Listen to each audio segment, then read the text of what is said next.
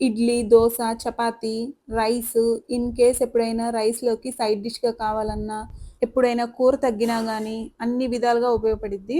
ఉల్లిగడ్డల కారం అంటారు. ఇదైతే యాక్చువల్‌గా రోట్లో నూరుకుంటారు. నాకైతే రోల్ అవైలబుల్‌గా లేదు. ఒక్కసారి చేసి పెట్టుకుంటే 15 డేస్ అయితే స్టోర్ ఉంటది. మిక్సీ జార్‌లో వేస్తున్నాను. కావాలంటే మీరు రోట్లో గూడా చేసుకోవచ్చు. మిక్సీ జార్‌లో 2 స్పూన్స్ కారం, ఉప్పు, 6-7 ఆనియన్స్ అయితే ఇలా పెద్ద పెద్ద పాయలుగా కట్ చేసి వేసుకోవాలి. కచ్చా పచ్చాగా మిక్సీ వేసుకోవాలండి.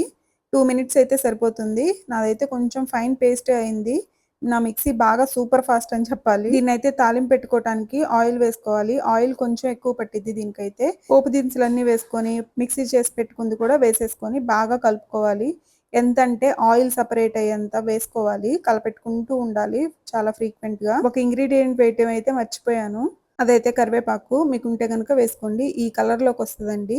ఈ కలర్‌లోకొచ్చాక స్టవ్ ఆఫ్ చేసి సర్వ్ చేసుకోవటమే. నచ్చితే లైక్, షేర్ అండ్